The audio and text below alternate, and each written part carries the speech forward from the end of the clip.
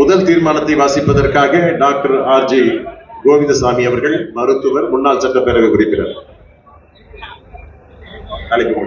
நமது காவல் தெய்வம் மருத்துவர் ஐயா, மருத்துவர் அன்புமணி உள்ளிட்ட எனது அருமை சொந்தக்காரர் அனைவருக்கும் மாலை வணக்கம். தீர்மானம் 1. தமிழ்நாட்டில் 69 இடஒதுக்கீட்டை பாதுகாக்க மாநில அரசின் சார்பில் தனியாக சாதிவாரி நடத்தப்பட வேண்டும்.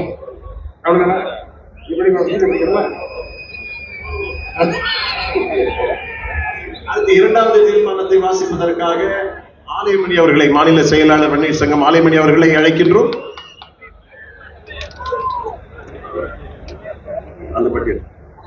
மூன்றாவது தீர்மானத்தை வாசிப்பதற்காக சட்டப்பேரவை உறுப்பினர் சதாசிவம் அவர்கள்.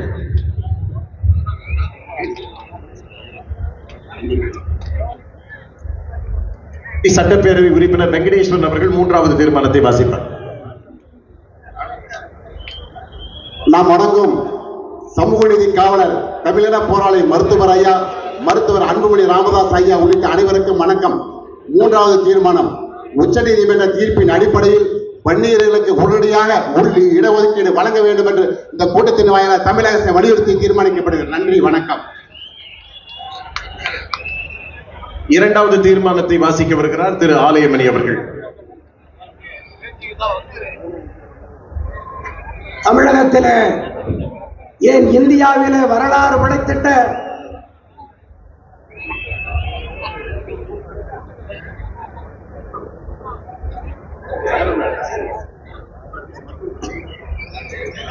மாநாட்டில் விழா பேருரையாற்ற வருகை தந்திருக்கிற சமூக நீதி காவலர் மருத்துவர் ஐயா அவர்களே, இந்த மாநாட்டை வெற்றி மாநாடாக நடத்தி காட்டியிருக்கிற தலைவர் அன்புமணி ராமதாஸ் உட்பட இங்கு வந்திருக்கிற அனைவருக்கும் என்னுடைய வணக்கத்தை தெரிவித்து இரண்டாவது தீர்மானத்தை வாசிக்கிறேன்.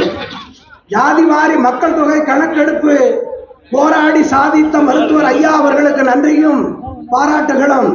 இந்தியாவில் அடுத்து நடைபெறவுள்ள மக்கள் தொகை கணக்கெடுப்பு சாதிவாரி மக்கள் தொகை கணக்கெடுப்பாக நடத்தப்படும் என்று மத்திய அரசால் அறிவிக்கப்பட்டிருக்கிறது.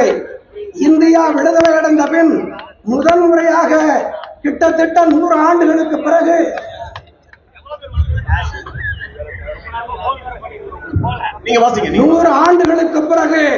சாதிவாரி மக்கள் தொகை கணக்கெடுப்பு நடத்த ஆணையிட்டிருக்கும் இந்திய பிரதமர் நரேந்திர மோடி அவர்களுக்கு சித்திரை முழுநிலவு வன்னியர் இளைஞர் பெருவிழா மாநாடு நன்றி தெரிவிக்கிறது.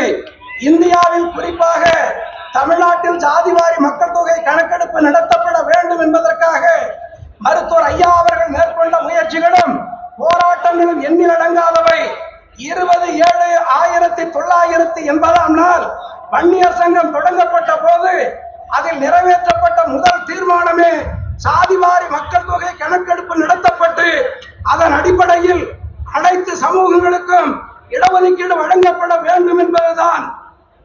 அதன் பின் தமிழ்நாட்டில் சாதிவாரி மக்கள் தொகை கணக்கெடுப்பு நடத்துவதற்கான 3 வாய்ப்புகளை மருத்துவர் ஐயா அவர்கள் ஏற்படுத்தினார். ஆனால் தமிழக ஆட்சியாளர்களின் அலட்சியத்தால் அந்த வாய்ப்புகள் வீணடிக்கப்பட்டன. அதேபோல் தேசிய அளவில் சாதிவாரி மக்கள் தொகை கணக்கெடுப்பு நடத்தப்பட வேண்டும் என்பதற்காக ராஜீவ்காந்தி, விபி சிங், வாஜ்பாய், மன்மோகன் சிங், நரேந்திர மோடி ஆகிய 5 பிரதமர்களிடம் மருத்துவர் ஐயா அவர்கள் பலமுறை கோரிக்கை விடுத்தார். வாஜ்பாய் ஆட்சி காலத்தில் 2001 மக்கள் தொகை கணக்கெடுப்பை சாதிவாரி மக்கள் தொகை கணக்கெடுப்பாக நடத்த அரசாணை பிறப்பிக்கப்படுவதாக இருந்தது. ஆனால் குஜராத் நிலநடுக்கம் காரணமாக அந்த வாய்ப்பு சாத்தியமாகவில்லை. 2011 மக்கள் தொகை கணக்கெடுப்பை சாதிவாரி மக்கள் தொகை கணக்கெடுப்பாக நடத்த மன்மோகன் சிங் தலைமையிலான ஐக்கிய முற்போக்கு கூட்டணி அரசு ஒப்புக்கொண்டது. ஆனால் பின்னாளில் சாதிவாரி மக்கள் தொகை கணக்கெடுப்புக்கு பதிலாக சமூக பொருளாதார சாதிவாரி கணக்கெடுப்பு நடத்தப்பட்டதால் மக்களுக்கு பெரும் ஏமாற்றம் ஏற்பட்டது. அதன் பின் 2021 மக்கள் தொகை கணக்கெடுப்பை சாதிவாரி மக்கள் தொகை கணக்கெடுப்பாக நடத்த வேண்டும் என்று வலியுறுத்தி இன்றைய பிரதமர் நரேந்திர மோடி அவர்களை மருத்துவர் ஐயா அவர்கள் ஒரு முறை நேரில் சந்தித்து சந்தித்தும் 3 முறை கடிதங்களை எழுதியும் வலியுறுத்தினார். அதன் காரணமாகவே இந்தியாவில் சாதிவாரி கணக்கெடுப்பு என்ற மருத்துவர் ஐயாவின் 45 ஆண்டு கால கனவு நனவாகி இருக்கிறது. சாதிவாரி மக்கள் தொகை கணக்கெடுப்பு நடத்தப்படுவதன் மூலம் இந்தியாவில் இடஒதுக்கீட்டின் அளவு அதிகரிக்கப்படுவது உள்ளிட்ட பல்வேறு நன்மைகள் ஏற்படும். சில 10 ஆண்டுகளுக்கு முன் இவையெல்லாம் சாத்தியமே இல்லை என்று கருதப்பட்ட நிலையில் தொடர் போராட்டங்கள், அரசியல் அழுத்தங்கள் ஆகியவற்றின் மூலம் சாதிவாரி மக்கள் தொகை கணக்கெடுப்பை சாத்தியமாக்கிய மருத்துவர் ஐயா அவர்களுக்கு இந்த சித்தரை முழுநிலவு வன்னியர் இளைஞர் பெருவிழா மாநாடு அதன் உளமார்ந்த நன்றிகளையும் பாராட்டையும் தெரிவித்துக் கொள்கிறது. நன்றி, வணக்கம். அடுத்து 4வது மாநாட்டு தீர்மானத்தை வாசிப்பதற்காக சேலம் மேற்கு சட்டப்பேரவை உறுப்பினர் அருள் அவர்களை அன்புடன் அழைக்கிறேன். உலகெங்கும் வாழும் 2.5 கோடி வன்னியர்களுக்கு மட்டுமல்ல, உலக தமிழ் மக்கள் அனைவருக்குமான பாதுகாவலர் எங்களுடைய குலதெய்வம் மருத்துவர் ஐயா அவர்களுக்கும் அண்ணன் அன்புமணி அவர்களுக்கும் வணக்கத்தை தெரிவிக்க வருகின்றிருக்கிற லட்சோப இளைஞர்களுக்கும் வணக்கத்தை தெரிவித்து, இந்த வரலாற்று சிறப்புமிக்க மாநாட்டுடைய 4வது தீர்மானம் அனைத்து சமுதாயங்களுக்கும் அவர்களின் மக்கள் தொகைக்கு இணையாக இடஒதுக்கீடு வழங்க தமிழக அரசு உடனடியாக முன்வர வேண்டும். அடுத்து 5வது தீர்மானத்தை வாசிப்பதற்காக மேட்டூர் சட்டப்பேரவை உறுப்பினர் சதாசிவம் அவர்களை அன்புடன் அழைக்கிறோம். சமூக நீதி காவலர் வாழும் தெய்வம் மருத்துவர் ஐயாவை வழங்கி, இந்தியாவில் இது மாதிரி ஒரு மாநாடு இல்லை என்பதை சரித்திர நாயகன் பாட்டாளி மக்கள் கட்சியுடைய தலைவர் எனது வழிகாட்டி அண்ணன் அன்புமணி அவர்களை வழங்கி தீர்மானம் 5 பட்டியலின மக்களுக்கான இடஒதுக்கீட்டை அவருடைய அளவை அவர்களின் மக்கள் தொகைக்கு ஏற்ப இணையாக மேலும் 2% உயர்த்தி வழங்க வேண்டும் என்று தீர்மானம் நிறைவேற்றப்படுகின்றது. வணக்கம். அடுத்த தீர்மானம் 6வது தீர்மானம், அதை வாசிப்பதற்காக மயிலம் சட்டப்பேரவை உறுப்பினர் சிவகுமார் அவர்கள் வருகை தந்திருக்கிறார். சமூக நீதி காவலர் மருத்துவர் ஐயா அவர்களும் அண்ணன் அன்புமணி ராமதாஸ் உள்ளிட்ட அனைவருக்கும் வணக்கங்கள். தீர்மானம் 6, ஜாதி வாரிய மக்கள் தொகை கணக்கெடுப்பு அடிப்படையில் இடஒதுக்கீடான உச்சவரம்பை நீக்க மத்திய அரசு நடவடிக்கை எடுக்க வேண்டும் என்று கேட்டுக்கொள்கிறேன். நன்றி, வணக்கம். 7வது தீர்மானத்தை வாசிப்பதற்காக முன்னாள் சட்டப்பேரவை உறுப்பினர் திரு வேலுசாமி அவர்களை அன்புடன் அழைக்கிறோம்.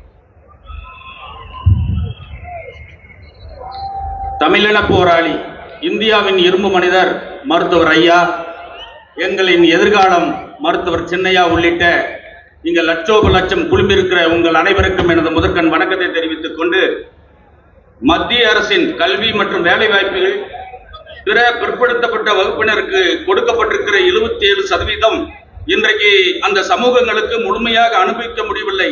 அதற்கு காரணம் இடஒதுக்கீட்டில் கிரிமிலேயர் முறையை கொண்டு வந்ததுதான் காரணம். ஆகவே அந்த கிரிமிலேயர் முறையை உடனடியாக இந்திய நாட்டினுடைய மோடி அரசு உடனடியாக இதை நீக்க வேண்டும் என்று இந்த மாநாட்டின் வாயிலாக கேட்டுக்கொள்கிறோம். அடுத்த தீர்மானம் 8. இந்த தீர்மானத்தை வாசிப்பதற்காக முன்னாள் சட்டப்பேரவை உறுப்பினர் சகோதரர் கணேஷ்குமார் அவர்களை அன்புடன் அழைக்கிறோம்.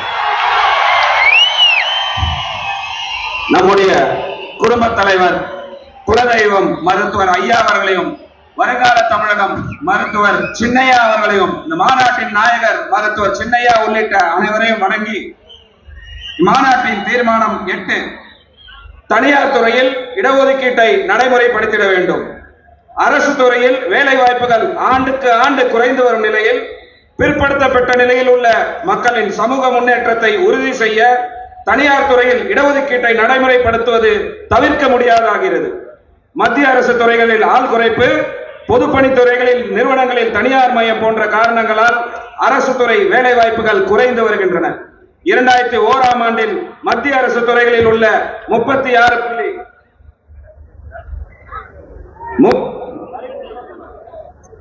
தனியார் துறையில் இடஒதுக்கீட்டை நடைமுறைப்படுத்த வேண்டும் என்ற என் தீர்மானத்தை இம்மாநாடு நிறைவேற்றி தருமாறு கேட்டுக்கொண்டேன். நன்றி. 9வது சட்டப்பேரவை தீர்மானத்தை நிறைவேற்றுவதற்காக மாநாட்டு தீர்மானத்தை நிறைவேற்றுவதற்காக முன்னாள் சட்டப்பேரவை உறுப்பினர் இளவழகன். சிறப்புமிக்க வரலாற்றை மாற்றி அமைக்கின்ற அந்த மாநாட்டிலே சிறப்பாற்றி வர இருக்கின்ற சமூக நீதி போராளி மருத்துவர் ஐயா அவர்களே, இளைஞர்கள் எழுச்சி நாயகர் மருத்துவர் சின்னையா அவர்களே உள்ளிட்ட அனைவருக்கும் நோக்கத்தை உரிதாக்கி தீர்மானம் 9 உச்ச நீதிமன்றம் மற்றும் உயர் நீதிமன்றம் இடஒதுக்கீட்டினை கட்டாயமாக்க வேண்டும் என இம்மாநாடு கேட்டுக்கொள்கிறது. 10வது தீர்மானத்தை வாசிப்பதற்காக முன்னாள் சட்டப்பேரவை உறுப்பினர் திரு டி கே ராஜா அவர்கள். தமிழின போராளி சமூக நீதி காவலர் மருத்துவர் ஐயா அண்ணன் அன்புமணி ராமதாஸ் உள்ளிட்ட அனைவருக்கும் வணக்கத்தை சொல்லி 10வது தீர்மானமாக தமிழ்நாட்டில் உள்ளாட்சி அமைப்புகளில் மிகவும் பிற்படுத்தப்பட்ட வகுப்பினருக்கு 50 விழுக்காடு இடஒதுக்கீடு வழங்க வேண்டும் என்று இந்த மாநாடு வலியுறுத்தி கேட்டுக்கொள்கிறது. நன்றி, வணக்கம். 11வது தீர்மானத்தை வாசிப்பதற்காக முன்னாள் மண்டல குழு தலைவராக இருந்த சென்னை ஜெயராமன் அவர்களை அன்புடன் அழைக்கிறோம். தமிழின போராளி குடும்பத் தலைவர் மருத்துவர் ஐயா அவர்களையும் பாட்டாளி மக்கள் கட்சியுடைய தலைவர் அண்ணன் சின்னையா அவர்களையும் வணங்கி 16வது தீர்மானத்தை இங்கே வாசிக்கின்றேன். தமிழ்நாட்டில் அனைத்து சமூக மக்களின் வளர்ச்சிக்காக நிதி அதிகாரத்துடன் கூடிய தனித்தனி கார்ப்பரேஷன்கள் அமைக்கப்பட வேண்டும் என்று இந்த தீர்மானம் நிறைவேற்றப்படுகிறது. 12வது தீர்மானத்தை வாசிப்பதற்காக முன்னாள் சட்டப்பேரவை உறுப்பினர் மரியாதைக்குரிய சக்தி கமலம்மாள் அவர்கள் வந்து வருகை தந்திருக்கிறார். பெண் உரிமை காவலர் மருத்துவர் ஐயா அவர்களே, தமிழின போராளி மருத்துவர் மக்கள் காவலர் மருத்துவர் ஐயா அவர்களே, சின்னையா அவர்களே, அனைவருக்கும் வணக்கம்.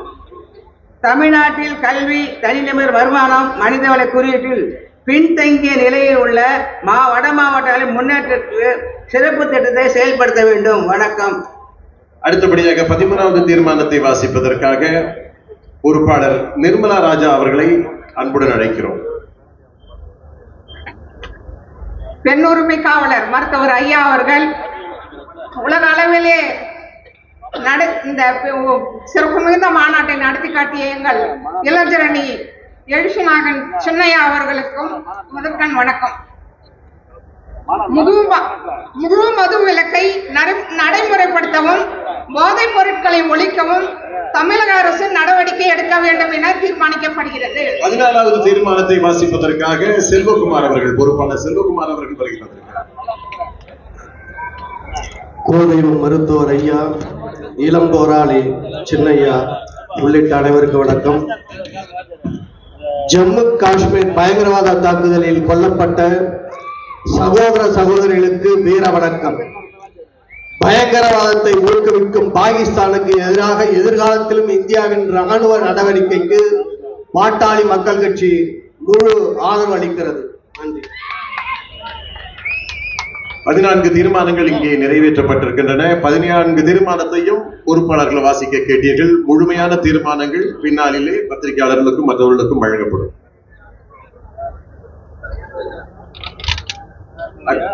அடுத்தபடியாக இந்த நிகழ்ச்சியின் முத்தாய்ப்பாக நீண்ட நாட்களாக இந்த மாநாடு இனமே எழு உரிமை பெறு மாநாடு சிறப்பாக நடைபெற வேண்டும் என்று அல்லும் பகலும் எல்லா நிகழ்ச்சிகளிலும் பங்கேற்று அது சிறப்பாக வர வேண்டும் என்பதற்காக உழைத்து வந்த பசுமை தாயகத்தின் தலைவர் சௌமியா அன்புமணி அவர்களை அன்புடன் அழைக்கிறோம்.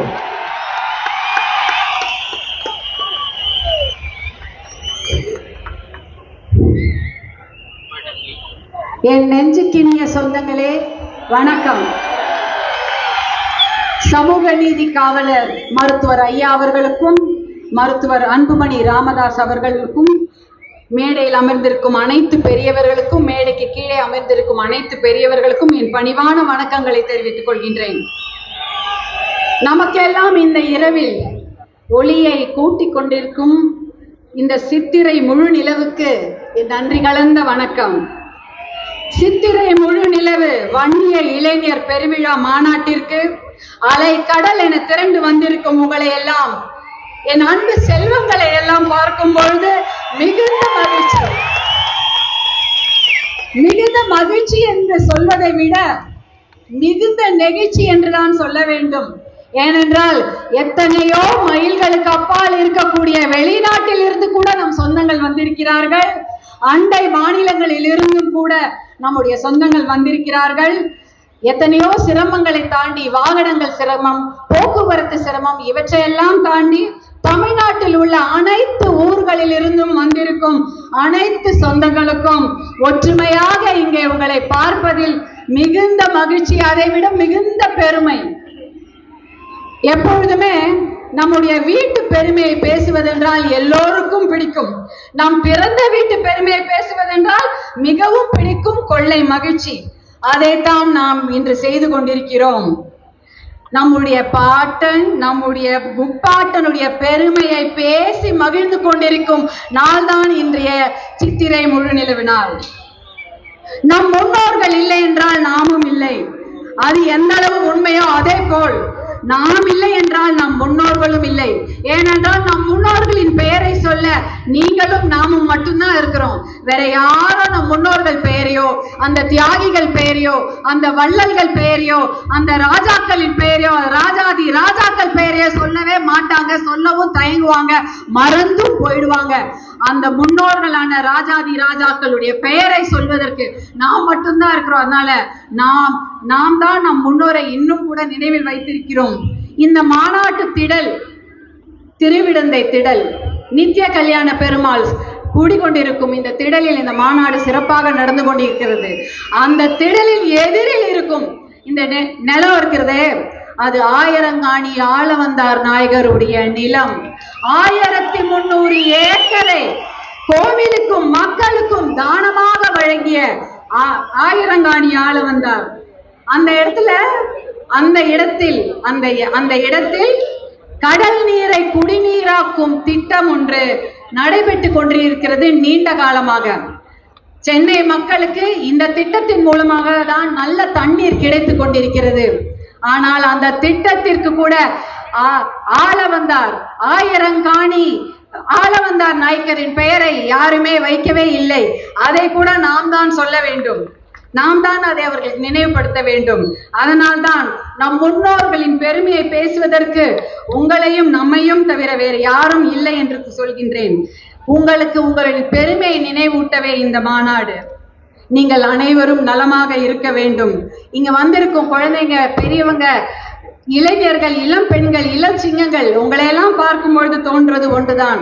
மது, போதை, கஞ்சா, குடி, இந்த எந்த பழக்கமும் இல்லாம உடல் நலத்துடன் மன நலத்துடன் நீங்கள் ஆரோக்கியமாக இருக்க வேண்டும். அதற்கு நல்ல படிப்பு வேண்டும்.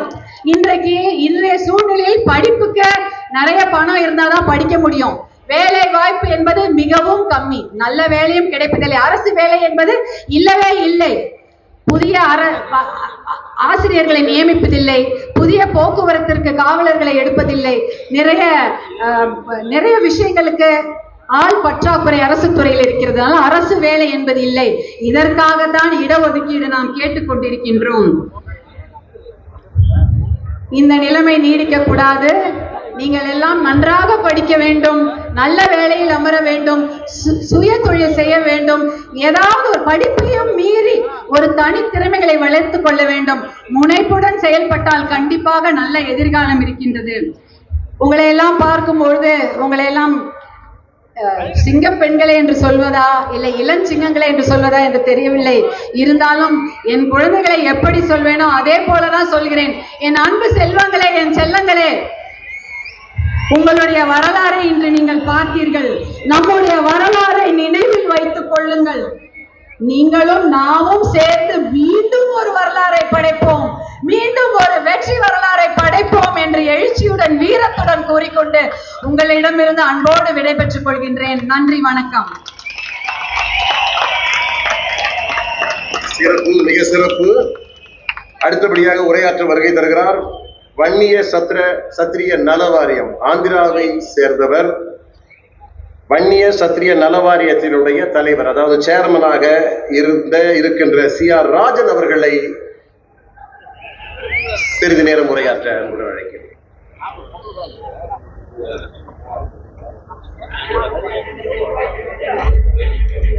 சொந்த பந்தங்கள் எல்லோருக்கும் என்னுடைய வணக்கம். நடையாடும் தெய்வம், நம்ம இனத்தினுடைய நடையாடும் தெய்வம் மருத்துவர் ராமதாஸ் ஐயா அவர்களுக்கும், சின்னையா அன்புமணி ராமதாஸ் அவர்களுக்கும், என்னுடைய மனமார்ந்த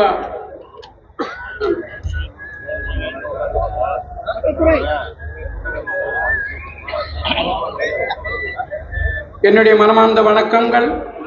அதே போல இங்க சேர்ந்திருக்கும் இளைஞர் கூட்டணி சிங்கங்களுக்கும் வன்னிக்குழு சத்திரிய இளைஞர்களுக்கும் எல்லோருக்கும் என்னுடைய வணக்கம். நான் இன்று திருப்பதியிலிருந்து வந்திருக்கேன்.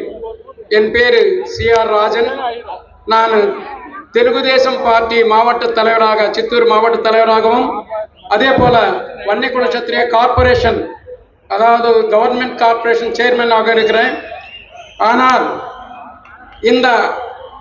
இந்த சேர்மன் தகுதிப்பட்டது இந்த இனத்தில் நான் பிறந்ததனால்தான் இன்னைக்கு இந்த தகுதியை நான் பெற்றிருக்கேன்.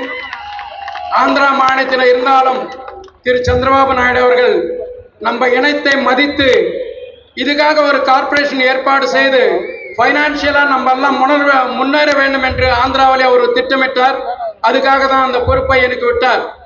நான் திருப்பதியிலிருந்து வந்தாலும் இன்னைக்கு என்னுடைய ஆதாரம் எல்லாம் இங்க தான் இருக்கு. மூலாதாரம் எங்க தாத்தானுடைய சொந்த ஊர் மகாபலிபுரம் வெண்பருஷம்.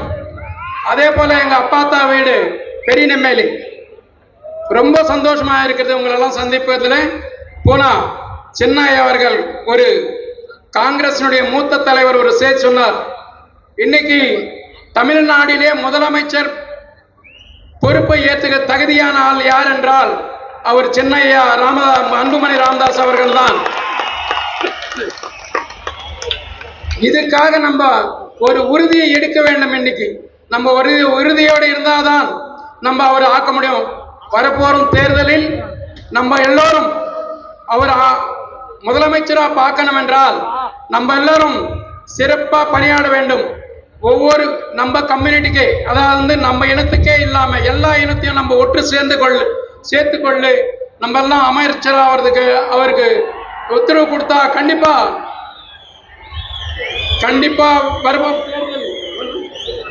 வரப்போற தேர்தல் கண்டிப்பா ஐயாவை நம்ம முதலமைச்சரா பார்க்கலான்னு வேடிக்கொண்டு இந்த சான்ஸ் கொடுத்த எனக்கு எல்லாருக்கும் என்னுடைய மனமார்ந்த வணக்கம். நன்றி. ஜெய் வன்னிக்குழு சத்திரியா.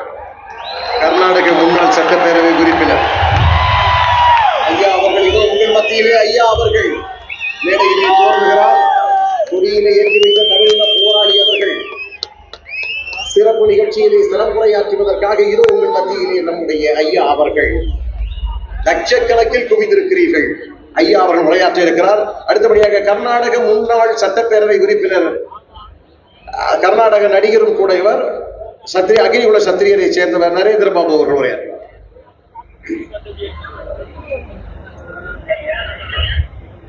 Respected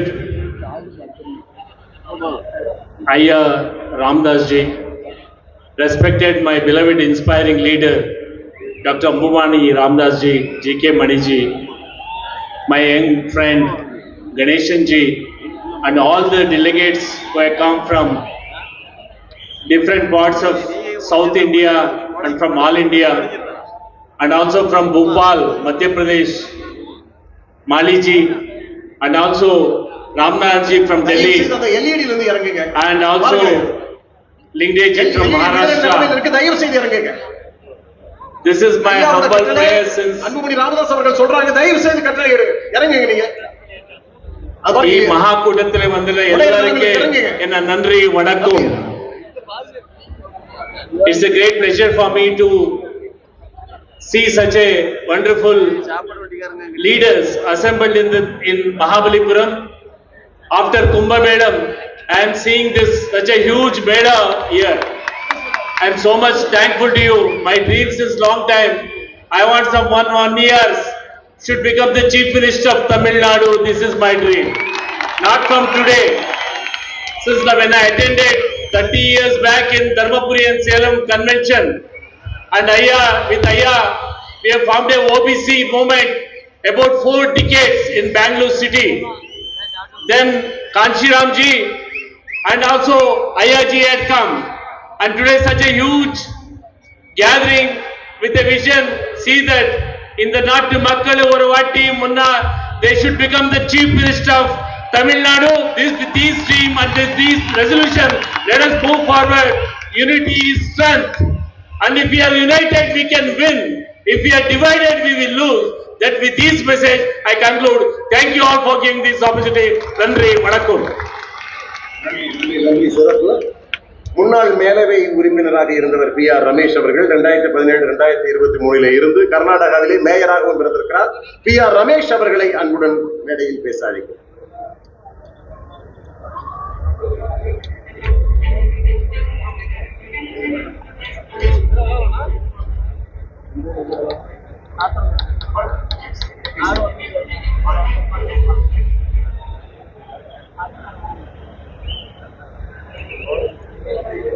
எல்லோருக்கும் வணக்கம்.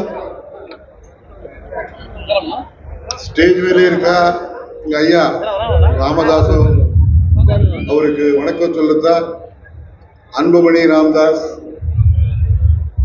GK money, Ganesh, a galaxy of 1 year MLAs on the stage. இது ஒரு ஹிஸ்டாரிக்கல் கூட்டம். இந்த மாதிரி நான் என் லைஃப்ல பார்க்கல. இதே ஃபர்ஸ்ட்.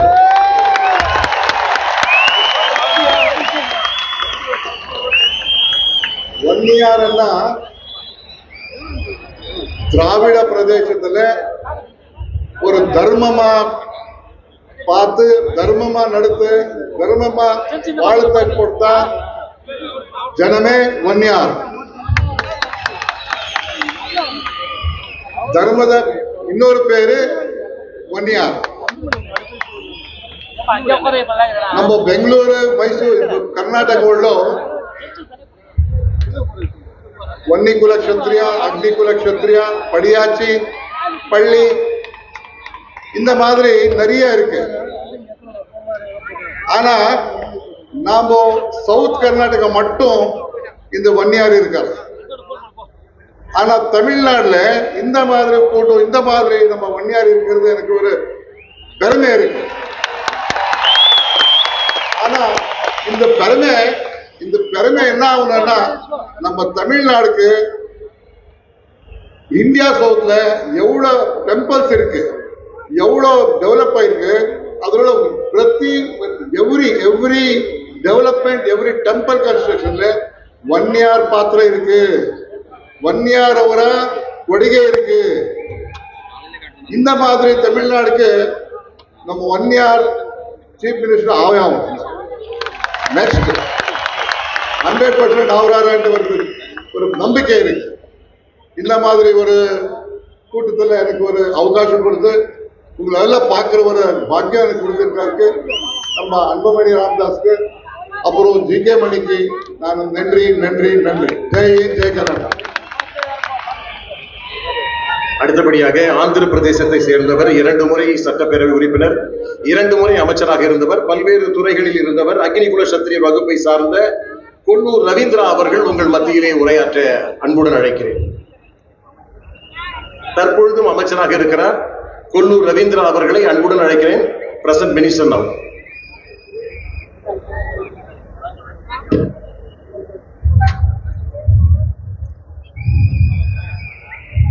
சொந்த பந்துகள் எல்லாருக்கும் வணக்கம். வன்னிய குல க்ஷத்ரிய இளைஞர்களுக்கும் இந்த மாநாட்டில் கலந்து கொள்வதில் மகிழ்ச்சியும் பெருமையும் எனக்கு உள்ளது. ரெஸ்பெக்டட் டாக்டர் ராமதாஸ் ஐயா, ஆனரபிள் அன்புமணி ராமதாஸ் அவர்கள், respected working president GK Mani avargal, distinguished guests on the dais, honorable MPs, MLAs, ex-MLAs and ex-MPs. నేను తెలుగులో మాట్లాడతాను.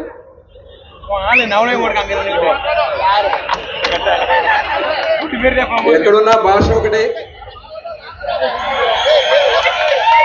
మన అందరి అంతరాత్మలు ఒకటే.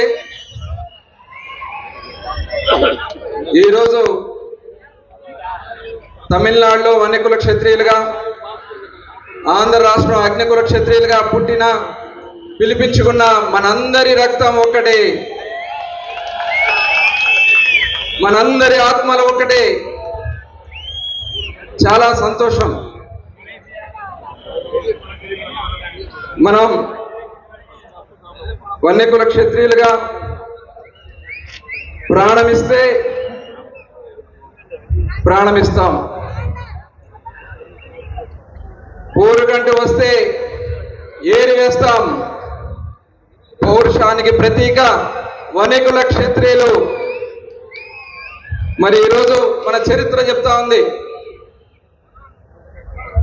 ధర్మం కోసం రాజ్యాన్ని చేపట్టిన ధర్మాన్ని కాపాడుతూ నిలబడ్డాం. కానీ చరిత్ర మారినటువంటి పరిస్థితుల్లో వెనుకబాటుతనానికి గురవుతూ వస్తూ ఉన్నాం. చాలా నష్టపోయాం. మన అనైక్యతకి ఇవే ఒక మూలాలు. మనలో ఐక్యత రావాలి. దానికి పునాది ఈ తమిళనాడు రాష్ట్రంలోనే జరిగిందని చెప్పి నేను భావిస్తా ఉన్నా. దానికి ఇంత పెద్ద ఎత్తున లక్షలాదిగా వచ్చిన వన్యకుల క్షత్రియ సోదరులే ఒక నిదర్శనం అని తెలియజేస్తా ఉన్నా. ఇవాళ మరి గౌరవనీయులు రామదాస్ అయ్య గారు చాలా అనైక్యత కోసం, మనలో ఐక్యత కోసం, మన వెనుకబడదని పోగొట్టడం కోసం వారు చేసినటువంటి త్యాగం. దాదాపు 23 మంది పైన ప్రాణాలు త్యాగం చేసినటువంటి సందర్భం. ఇవాళ కేంద్రం కూడా పరిశీలించి తిరిగి మళ్ళీ కులగణనకి శ్రీకారం చుడతా ఉన్నారంటే దాని పాత్ర రామదాస్ అయ్య గారి పాత్ర ఖచ్చితంగా ఉందని చెప్పి నేను తెలియజేస్తా ఉన్నా. మరి ఈరోజు కేంద్ర మంత్రిగా అన్వమణి రామదాస్ గారు చేసినటువంటి కృషి చాలా విప్లవాత్మకమైనటువంటి మార్పులు తీసుకొచ్చారు. ఖచ్చితంగా రాబోయే కాలంలో వారి నాయకత్వంలో దేశంలోనే ఒక అద్భుతమైన శక్తిగా మనం ఎదగబోతున్నామని చెప్పి ఖచ్చితంగా నేను తెలియజేస్తా ఉన్నా. ఇది ఒకటే కాదు, నా గురించి కూడా నేను చెప్పాలి.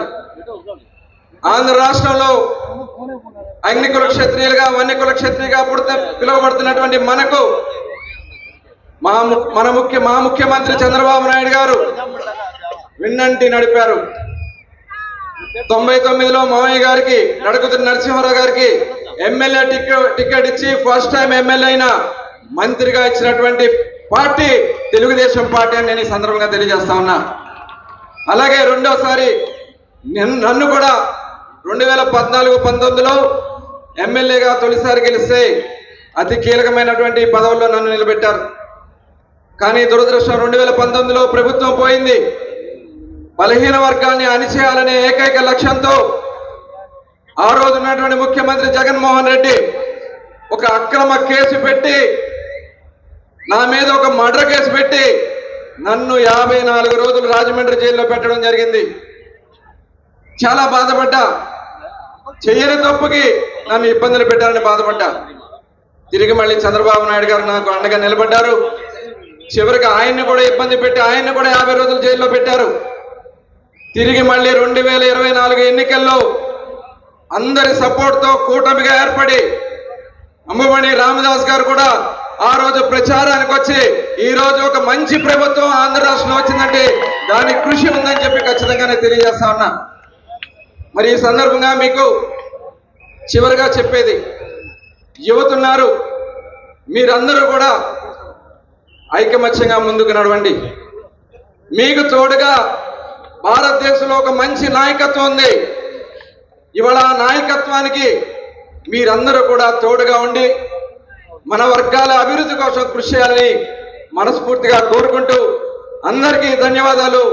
మరొకసారి అంబమణి రామదాస్ గారికి, పెద్దలు రామదాస్ అయ్య గారికి ఆల్ ది బెస్ట్ చెప్తున్నా. 2026 ఎన్నికల్లో అద్భుత విజయాన్ని సాధించాలని మనస్ఫూర్తిగా కోరుకుంటూ జై హింద్. நன்றி அமைச்சர் அவர்களுக்கு நன்றி. கொல்லூர் ரவீந்திரா அவர்கள் மிக சிறப்பான உரையை நிகழ்த்தினார்கள். அது நிகழ்ச்சியின் அடுத்தபடியாக என்ன நமக்கு நேரம் கடந்து கொண்டே இருக்கிறது. மலேசியாவிலே இருந்து குள்ளப்பன் முனியாண்டி கவுண்டர் அவர்கள் சிறிது நேரம் உரையாற்றுவார்கள். இவர் கில்லாங் பகுதியை சேர்ந்தவர். வன்னிய சங்க அமைப்புகளை மலேசியாவிலே நடத்தி வருகிறார். குள்ளப்பன் முனியாண்டி கவுண்டர் அவர்கள். அனைவருக்கும் மாலை வணக்கம். உலக வன்னியர்களின் சாதக தலைவர் ஐயா ராமதாஸ் அவர்களே, இளைஞரணி தலைவர் ஐயா அன்புமணி ராமதாஸ் அவர்களே, சுருக்கமாக பேசி முடிக்க சொல்லிட்டாங்க. நாங்கள் மலேசியா நாட்டிலேருந்து அங்கே வந்திருக்கிறோம். மலேசியாவுக்கும் ஐயாவுக்கும் 25 வருட தொடர்பு எங்களுக்கு இருக்கு. 2ஆம் ஆண்டு அதாவது 2000ஆம் ஆண்டு வந்து நாங்கள் கட்டட திருப்பலாவுக்கு ஐயாவை அழைச்சோம். ஐயா வந்து அந்த கட்டட திருப்பலா கலந்துக்கிட்டாரு. அந்த வருஷம் இந்த வருஷம் வரைக்கும் எடுத்துனா 25 காலம். இந்த 25 காலத்தில் ஐயா சொன்ன ஒரே ஒரு வார்த்தை எங்களுக்கு இன்னும் நினைப்பு இருக்குது. நீங்கள் உங்கள் பிள்ளைகளை பட்டதாரியா ஆக்குங்கள் அப்படின்னு சொன்ன ஒரு வார்த்தை. இன்னொரு வார்த்தை சொன்னார், அனைவரும் ஒற்றுமையாக இருக்கணும், வன்னியர்கள் எங்கே வந்தாலும் ஒற்றுமையாக இருக்கணும் என்ற உணர்வு எல்லாருக்கும் இருக்கணும்னு சொன்னாங்க. ஆகவே இன்னைக்கே நாங்கள் அதை கடைப்பிடிச்சுக்கிட்டு இருக்கிறோம். நன்றி, வணக்கம். இந்த சிறப்பான மாநாட்டை முன்னின்று நடத்திய மாநில வன்னியர் சங்க செயலாளர் திருக்கச்சூர் ஆறுமுகம் அவர்கள் வரவேற்புரையை நிகழ்த்துவார்.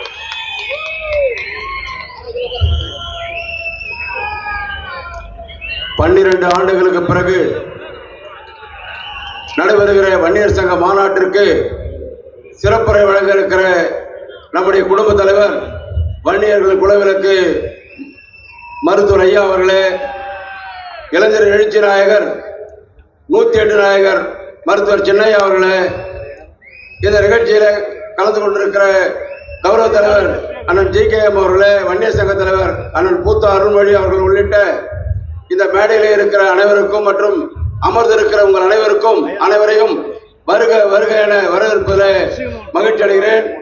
இப்படை தோற்பில் எப்படை வெல்லும் என்ற தாரக 2026 நம்முடைய பாட்டாளி மக்கள் கட்சி ஆட்சி அமைக்க அச்சாரமிடுகிற மாநாடு இந்த மாநாடு என்பதை தெரிவித்துக் கொண்டு, இது வங்கக்கடல் அலையா மக்கள் தலையா என்கிற நிலைக்கு வன்னியர் சமுதாயம் ஒட்டுமொத்தமாக தமிழகமே இன்றைக்கு வீறு கொண்டு எழுந்து வந்திருக்கிறது.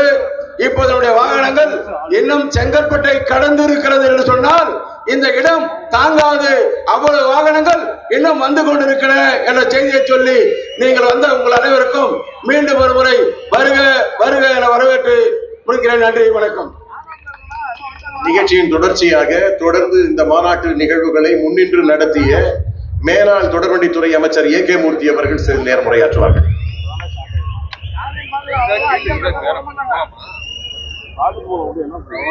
வரலாற்று சிறந்த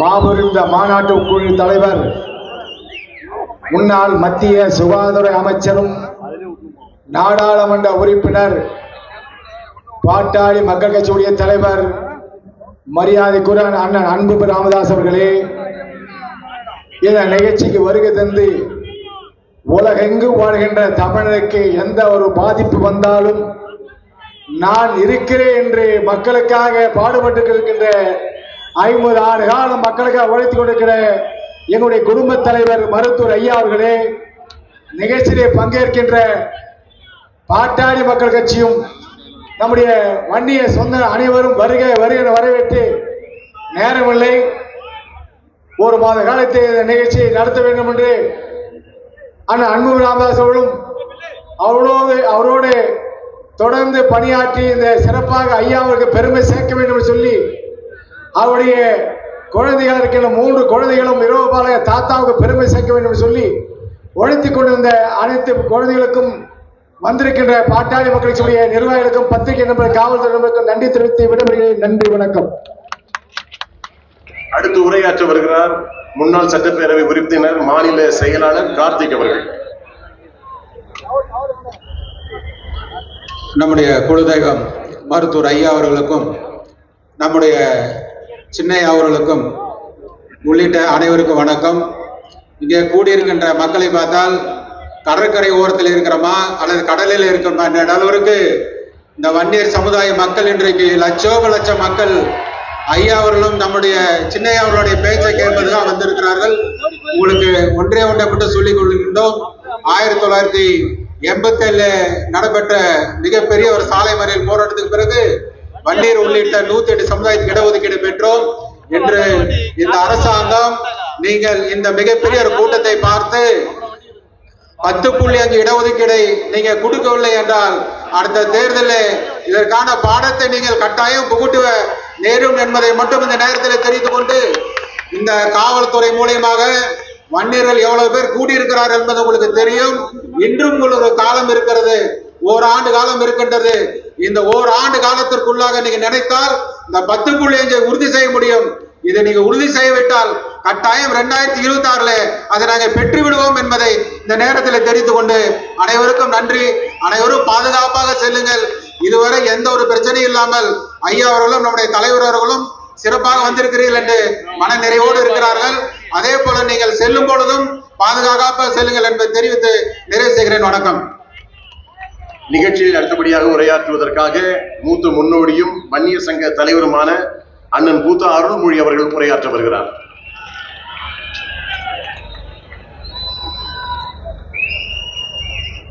மதிப்புக்குரிய வன்னியர்களின் தலைவர், நம்முடைய பாதுகாவலர் மருத்துவர் ஐயா அவர்களே, இந்த மாநாட்டு வரவேற்பு குழு தலைவர் முன்னாள் மத்திய அமைச்சர் டாக்டர் அன்புமணி ராமதாஸ் அவர்களே, கௌரவ தலைவர் ஜி.K. மணி அவர்களே, ஆந்திராவிலிருந்து இங்கு வந்திருக்கின்ற, கர்நாடகாவிலிருந்து வந்திருக்கின்ற சத்திரிய தலைவர்களே, மற்றும் இங்கு வெள்ளம் போல் குழுமி இருக்கின்ற என்னுடைய வன்னிய சொந்தங்களே, உங்களுடைய வருகையை பார்த்து வங்கக்கடலே கொஞ்சம் பின்னுக்கு போய்விட்டது. அப்படிப்பட்ட ஆரவாரத்தோடு நீங்கள் இங்கே குழுமி இருப்பதை காணும் போது மகிழ்ச்சியாக இருக்கிறது. இந்த மாநாடு நம்முடைய வருகிற தேர்தல்களுக்கு வழிகாட்டுகின்ற ஒரு மாநாடாக இருக்கும் என்று நினைக்கின்றேன். ஓராண்டு ஈராண்டல்ல, 12 ஆண்டுகளுக்கு பிறகே நாம் இங்கே குடியிருக்கிறோம். ஐயா என்ற மந்திர சொல்லுக்கு கட்டுப்பட்டு லட்சோப லட்சம் இளைஞர்கள் இங்கே கூடியிருக்கிறீர்கள். ஐயா என்ற சொல்லுதான் நம்மை எல்லாம் இணைக்கின்ற சங்கிலியாகும். இந்த நேரத்தில் எனது அன்பு தம்பி, வன்னியர் சங்கத்தின் தலைவராக இருந்த மாவீரன் குரு அவர்களை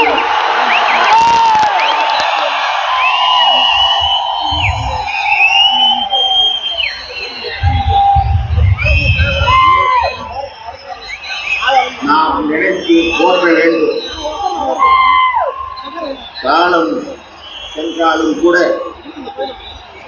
அவர்தான் இந்த வன்னியர் சங்கத்தினுடைய வழிகாட்டு.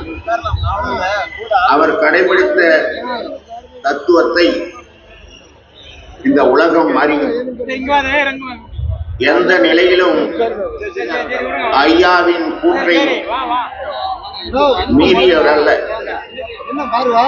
ஐயாவின் வாக்கை ஆண்டவன் வாக்காக போற்றியவர்.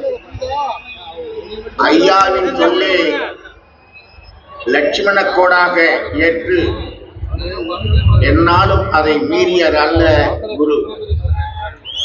ஐயாவையும் என்னையும் மரணம் மட்டுமே பிரிக்க முடியும் என்று கர்ச்சித்தவர். அன்றைக்கு ராவனுக்கு ஒரு அனுமன் இருந்தான் என்றால், நம்முடைய டாக்டர் ஐயாவுக்கு மாவீரன் குரு இருந்திருக்கிறார். அதே மனநிலையைத்தான் உங்களிடையும் நான் பார்க்கிறேன். தமிழக அரசியலிலே ஐயா அவர்கள் பிடித்து வைத்தால் அது பிள்ளையார், இல்லை என்றால் அது சாணம் என்றுதான் சொல்ல வேண்டும். இதை நன்றாக அறிந்தவர் குரு. அதை போல லட்சோப லட்சம் வன்னியர்களின் நெஞ்சில் குடியிருப்பதும் ஐயாதான். எனவே அப்படிப்பட்ட ஐயாவின் தலைமையிலே நாம் நடத்திய தொடர்சாலை மறியல் போராட்டத்தில் செத்து மடிந்த தியாகிகள் போலீஸ்காரன் சுடு என்று சுட்ட போது தன் நெஞ்சை திறந்து காட்டியவர்கள் நம்முடைய வன்னிய மக்கள். அப்படி சுட்ட நேரத்திலே அவர்கள் ஐயோ என்று அழவில்லை, டாக்டர் ஐயா வாழ்க என்று சொல்லிவிட்டு தான் மடிந்தார்கள். இப்படிப்பட்ட இளைஞர்களே, 21 தியாகிகளை நாம் மறந்துவிட முடியாது. அப்படிப்பட்ட ஐயா அவர்களை நாம் அனைவரும் ஏற்றுக்கொள்ள வேண்டும். எந்த பாதிப்புகள் ஏற்பட்டாலும் அவர்களுக்காக குரல் கொடுப்பவர் மருத்துவர் ஐயா அவர்கள் என்பதை உணர வேண்டும். ஐயா வாழ்க, ஐயாவின் பின் தொடர்வோம் என்று சொல்லி நான் என்னுடைய உரையை சிறப்பாக உரையாற்றிய அண்ணன் அருள்மொழி அவர்களுக்கு நன்றி. அடுத்தபடியாக உரையாற்ற வருகிறார் தியாக செம்மல் சட்டப்பேரவை உறுப்பினர் அண்ணன் ஜி கே மணி அவர்கள். இப்பொழுது உங்கள் மத்தியிலே உரையாற்றுவார்கள்.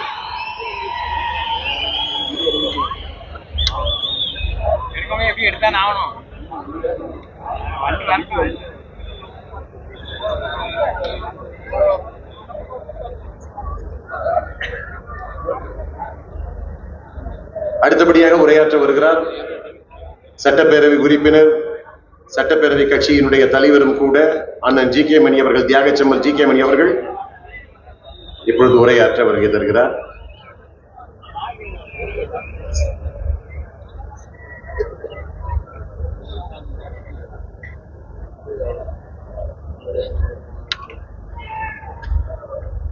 அனைவருக்கும் அன்பான வணக்கம். வங்க கடலோரம் இது கடல் அலையா அல்லது வன்னியர்களின் தலையா என்று சொல்லுகிற அளவில் அதோ பாருங்கள், கண்ணுக்கு எட்டிய தூரம் வரை தலைகளாக காட்சியளிக்கிற இந்த வீரமிக்க வன்னிய இன மக்களை எல்லாம் ஒன்றாக சேர்த்திருக்கிற இந்த சித்திரை முழு நிலவு தொடங்கிவிட்டது. மாமல்லபுரத்தில் இந்த கூடியிருக்கிற இந்த மாபெரும் மாநாட்டில் எல்லோரும் வாழ வேண்டும் என்று நமக்காக வாழ்ந்து கொண்டிருக்கிற வன்னியர்களின் காவல் தெய்வம், நம்முடைய குல தெய்வம், வன்னியர்களுக்காகவும் எல்லா சமுதாய மக்களுக்காகவும் தன்னை அர்ப்பணித்து போராடி வருகிற மெழுகுவர்த்தியாக உருகிக் கொண்டிருக்கிற நம்முடைய குல தெய்வம், இனமான காவலர், சமூக நீதி காவலர், வணக்கத்திற்குரிய மருத்துவர் ஐயா அவர்களே, இந்த மாநாட்டு குழுவின் தலைவர், இந்த மாநாட்டுக்கு பொறுப்பேற்று மிக சிறப்பாக வழிநடத்தி கொண்டிருக்கிற நம்முடைய மரியாதைக்குரிய முன்னாள் அமைச்சர், நாடாளுமன்ற உறுப்பினர், மதிப்பிற்குரிய சென்னையா மருத்துவர் அன்புமணி அவர்களே, வன்னியர் சங்க தலைவர் மதிப்பிற்குரிய பூத்த அருள்மொழி அவர்களே, சமூக முன்னேற்ற சங்க தலைவர் மரியாதைக்குரிய முனைவர் சிவபிரகாசம் அவர்களே,